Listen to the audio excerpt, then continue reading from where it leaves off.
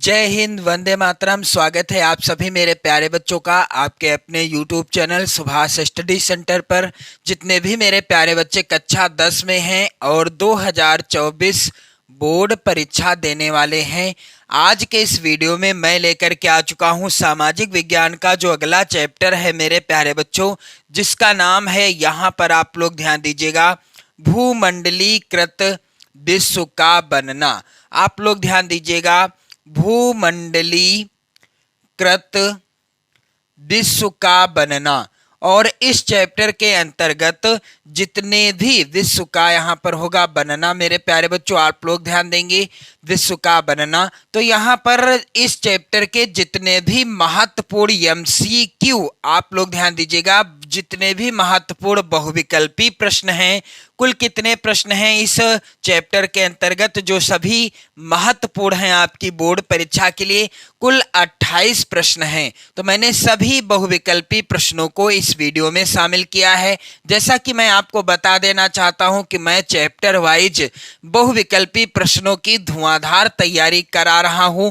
एक भी प्रश्न ऐसा नहीं होगा जो वीडियो से ना आए आपकी बोर्ड परीक्षा में। तो मैं इसके पहले आपको जो पहला पार्ट है जिसका नाम है, यानी पहला चैप्टर जिसका नाम है मेरे प्यारे बच्चों यूरोप में राष्ट्रवाद का उदय, और जो दूसरा चैप्टर है भारत में राष्ट्रवाद का उदय, दोनों ही चैप्टरों से महत्वपूर्ण बहुविकल्पी प्रश्नों की वीडियो प्रोवाइड करा दी है। आप लोग चैनल की प्लेलिस्ट में जाकर देख लेना। सबसे पहले मैं आपको बताना चाहता हूं कि मैं आपकी चैप्टर वाइज इसी तरह से क्रमशः तैयारी कराता रहूंगा बोर्ड परीक्षा 2024 की। मेरे प्यारे बच्चों आपसे एक और रिक्वेस्ट है कि आप लोग वीडियो शेयर कर देना, और इन प्रश्नों को यदि आप अपनी नोट्स पर लिख लेते हैं तो और भी अच्छी बात है। क्योंकि यदि आप प्रश्नों को लिखेंगे तो आपको याद भी हो जाएंगे। और मैं आपको बताना चाहूंगा कि 20 प्रश्न आएंगे बहुविकल्पी, जिनका आंसर आपको OMR शीट में फिल करना होगा।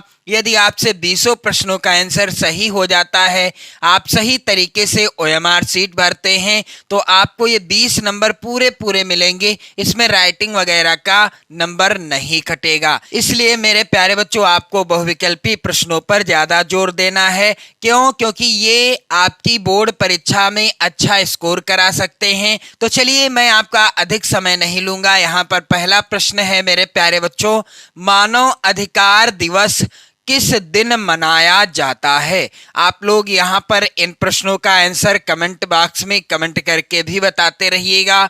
मानव अधिकार दिवस किस दिन मनाया जाता है? यहाँ पर दिए गए विकल्पों में से सही उत्तर क्या हो जाएगा? प्रत्येक वर्ष 10 दिसंबर को मानव अधिकार या मानवाधिकार दिवस मनाया जाता है। कब मेरे प्यारे बच्चों? प्रत्येक वर्ष 10 दिसंबर को मानव अधिकार दिवस मनाया जाता है। और ये जितने भी प्रश्न हैं, ये सभी जितने भी इस वीडियो में मैंने शामिल किए हैं, सभी बोर्ड परीक्षाओं में आए हुए हैं, और बाकी के किसी भी अन्य तरह के प्रश्न को मैंने नहीं शामिल किया है। अगला प्रश्न है मेरे प्यारे बच्चों, विश्व व्यापार संगठन WTO की स्थापना कब की गई? विश्व व्यापार संगठन WTO की स्थापना कब की गई? यहाँ पर विकल्प दिए गए हैं। पहला 1995 ईस्वी, दूसरा 1997 ईस्वी, तीसरा 1999 ईस्वी और चौथा सन 2000 ईस्वी। तो विश्व व्यापार संगठन की स्थापना सन 1995 ईस्वी में की गई थी। अगला प्रश्न है मेरे प्यारे बच्चों, 1785 ईस्वी में सूत काटने वाली, यहाँ पर आप लोग ध्यान देंगे, सूत काटने वाली नई मशीन का आविष्कार किसने किया था? तो 1785 ईस्वी में सूत काटने वाली नई मशीन का आविष्कार किसने किया था? यहाँ पर उत्तर होगा मेरे प्यारे बच्चों हारग्रीव्स ने। यहाँ पर पहला ही विकल्प सही हो जाएगा।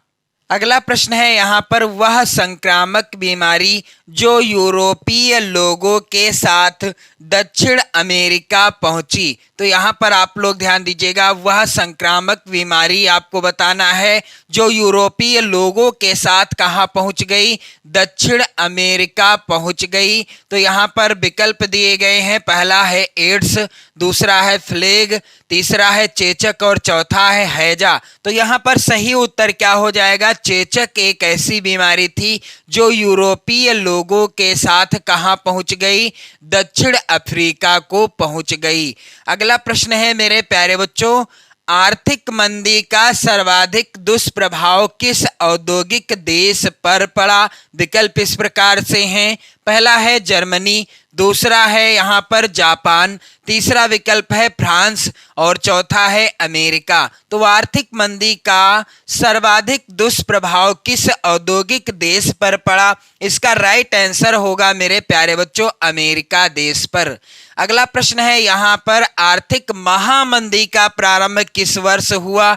यह प्रश्न वेरी इंपॉर्टेंट है और यह बोर्ड परीक्षा में कई बार पूछा भी जा चुका है। तो आर्थिक महामंदी का प्रारंभ दिए गए विकल्पों में से कब हुआ? यहाँ पर विकल्प इस प्रकार से हैं। पहला 1919 ईस्वी, दूसरा 1924 ईस्वी, तीसरा है 1929 ईस्वी और चौथा है 1934 ईस्वी। तो आर्थिक महामंदी का प्रारंभ सन 1929 ईस्वी में हुआ था। अगला प्रश्न है मेरे प्यारे बच्चों, भारत के अनुबंधित मजदूरों को निम्न में से किन देशों में ले जाया जाता था?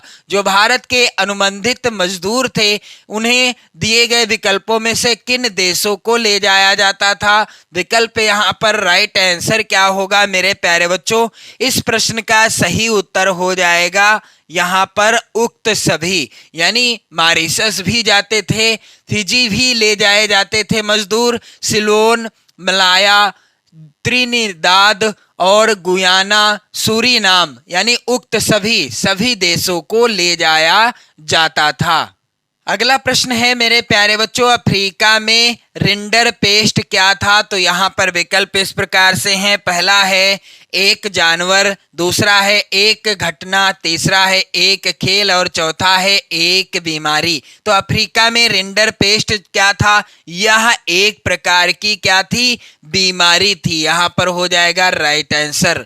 अगला प्रश्न है, गैट की स्थापना कब हुई? तो गैट की स्थापना क्या 1940 ईस्वी में हुई या 1942 ईस्वी में या 1945 ईस्वी में या चौथा विकल्प है 1947 ईस्वी में? तो गैट की स्थापना कब हुई? इसका राइट आंसर क्या होगा मेरे प्यारे बच्चों? सन 1947 ईस्वी में गैट की स्थापना हुई थी। अगला सबसे महत्वपूर्ण प्रश्न है मेरे प्यारे बच्चों, क्रिस्टोफर कोलंबस गलती से जिस अज्ञात महाद्वीप में पहुंच गया उसका क्या नाम था? तो यहाँ पर विकल्प इस प्रकार से हैं। पहला है ऑस्ट्रेलिया, दूसरा है अमेरिका, तीसरा है चीन और चौथा है सूरीनाम। तो कोलंबस गलती से जिस महाद्वीप पर पहुंचा था उस महाद्वीप का क्या नाम था? इसका राइट आंसर होगा अमेरिका।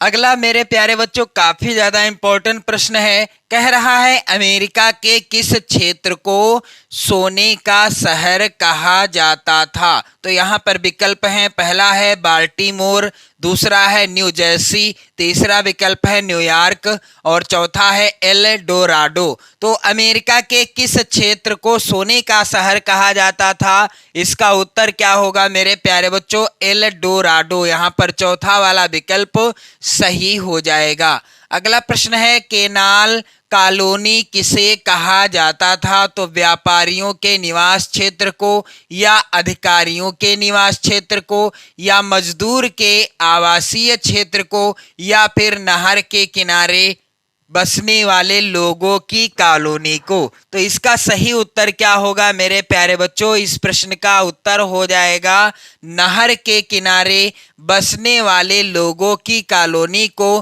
केनाल कॉलोनी कहा जाता था।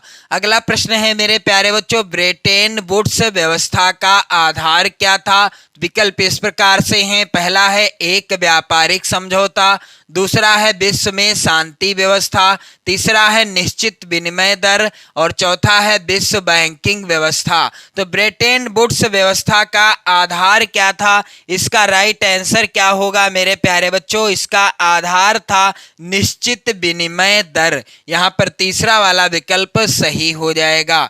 अगला प्रश्न है, वेरी वेरी इंपॉर्टेंट है आपकी बोर्ड परीक्षा 2024 के लिए। विश्व व्यापार संगठन की स्थापना कहाँ पर हुई थी? तो यहाँ पर आप लोग ध्यान दीजिएगा, विकल्प है पहला न्यूयॉर्क, दूसरा वाशिंगटन, तीसरा जिनेवा, चौथा ऑस्ट्रिया। तो विश्व व्यापार संगठन की स्थापना कब हुई थी? 1995 ईस्वी में। अभी अभी मैंने आपको बताया है वीडियो में ही, इसी वीडियो में। और यहाँ पर प्रश्न है कि विश्व व्यापार संगठन की स्थापना कहाँ पर हुई थी? तो इसका उत्तर क्या होगा मेरे प्यारे बच्चों? Geneva is the right answer. अगला प्रश्न है मेरे प्यारे बच्चों, जीतने के लिए स्पेनिश सेनाओं द्वारा प्रयोग किया गया सबसे शक्तिशाली हथियार कौन सा है? तो यहाँ पर आप लोग ध्यान देंगे, थल सेना, दूसरा है नौसेना, तीसरा है रासायनिक हथियार, चौथा है कीटाणु। तो यहाँ पर उत्तर क्या हो जाएगा कि जीतने के लिए, यहाँ पर आप लोग ध्यान देंगे, जीतने के लिए स्पेनिश सेनाओं द्वारा प्रयोग किया गया सबसे शक्तिशाली हथियार कौन सा है? इसका उत्तर हो जाएगा कीटाणु। अगला प्रश्न है, निम्न में से किन राष्ट्रों को मित्र राष्ट्रों में शामिल किया गया था? तो इसका राइट आंसर क्या होगा मेरे प्यारे बच्चों? दिए गए विकल्पों में से किसे? ब्रिटेन, फ्रांस और रूस। ब्रिटेन, फ्रांस और रूस राष्ट्रों को। अगला वेरी वेरी इंपॉर्टेंट प्रश्न है और कई बार बोर्ड परीक्षा में भी आ चुका है मेरे प्यारे बच्चों, आप इस प्रश्न को जरूर तैयार कर लीजिएगा। प्रथम विश्व युद्ध का प्रारंभ कब हुआ था? तो विकल्प इस प्रकार से हैं, पहला है 1914, दूसरा है 1920, तीसरा है 1942 और चौथा है 1947। तो प्रथम विश्व युद्ध की शुरुआत सन 1914 ईस्वी में हो गई थी। अगला प्रश्न है मेरे प्यारे बच्चों, संयुक्त राष्ट्र संघ की स्थापना कब हुई थी? 1945 में, 1920 में, 1942 में या 1947 में? तो संयुक्त राष्ट्र संघ की स्थापना कब हुई थी? इस प्रश्न का उत्तर क्या होगा मेरे प्यारे बच्चों? संयुक्त राष्ट्र संघ की स्थापना 1945 ईस्वी में हुई थी। अगला प्रश्न है, संयुक्त राष्ट्र संघ का मुख्यालय कहाँ पर स्थित है? तो संयुक्त राष्ट्र संघ का मुख्यालय कहाँ पर स्थित है? इस प्रश्न का उत्तर हो जाएगा यहाँ पर न्यूयॉर्क में। कहाँ पर? न्यूयॉर्क में स्थित है। अगला प्रश्न है वेरी इंपॉर्टेंट मेरे प्यारे बच्चों, अंतर्राष्ट्रीय मुद्रा कोष IMF की स्थापना कब हुई थी? तो 1940 में, 1942 में, 1945 में या 1944 में? तो अंतर्राष्ट्रीय मुद्रा कोष, आप लोग ध्यान दीजिएगा, अंतर्राष्ट्रीय मुद्रा कोष IMF की स्थापना 1944 ईस्वी में हुई थी। अगला प्रश्न है, ब्रिटेन में कार्य कानून समाप्त करने का क्या कारण था? यहाँ पर विकल्प है पहला जनसंख्या में वृद्धि, दूसरा कृषि उत्पादों में अधिकता, तीसरा कार्य आयात पर नियंत्रण और चौथा है उद्योगपतियों एवं शहरी लोगों का विरोध। तो मेरे प्यारे बच्चों, आप लोग वीडियो शेयर कर देना, लाइक कर देना, अपने प्यार भरे कमेंट भी करते रहना। यहाँ पर अगला प्रश्न है, 1944 में ब्रिटेन वुड्स सम्मेलन कहाँ आयोजित किया गया? तो यहाँ पर उत्तर क्या होगा कि 1944 में ब्रिटेन वुड्स सम्मेलन का आयोजन कहाँ किया गया? विकल्प है पहला ब्रिटेन में, दूसरा अमेरिका, तीसरा है फ्रांस और चौथा है भारत। तो 1944 में ब्रिटेन वुड्स सम्मेलन कहाँ आयोजित किया गया? इसका राइट आंसर क्या होगा मेरे प्यारे बच्चों? इस प्रश्न का राइट आंसर हो जाएगा अमेरिका में। कहाँ? अमेरिका में। अगला प्रश्न है, 1929 में आर्थिक मंदी का मुख्य कारण क्या था? तो यहाँ पर विकल्प इस प्रकार से हैं, पहला है कृषि क्षेत्र में अधिक उत्पादन, दूसरा है अत्यधिक निवेश, तीसरा है बैंकों का निजीकरण और चौथा है उद्योगों की संख्या में वृद्धि। तो इस प्रश्न का उत्तर क्या होगा मेरे प्यारे बच्चों? इस प्रश्न का उत्तर हो जाएगा यहाँ पर 1929 में आर्थिक मंदी का मुख्य कारण क्या था? कृषि क्षेत्र में अधिक उत्पादन। प्रश्न है यहाँ पर आप लोग ध्यान देंगे, ब्रिटेन वुड्स नामक संस्था कहाँ पर स्थित थी? अफ्रीका में, यूरोप में, अमेरिका में या इनमें से कोई नहीं? तो ब्रिटेन वुड्स नामक संस्था कहाँ स्थित थी? इस प्रश्न का उत्तर होगा मेरे प्यारे बच्चों, इस प्रश्न का उत्तर हो जाएगा अमेरिका में। राइट आंसर क्या है? अमेरिका में स्थित थी। अगला प्रश्न है IMF और विश्व बैंक ने कब से औपचारिक रूप से कार्यारंभ किया? तो यहाँ पर 1947 ईस्वी से या 1945 ईस्वी से, 1946 ईस्वी से या 1948 ईस्वी से? तो उत्तर क्या होगा?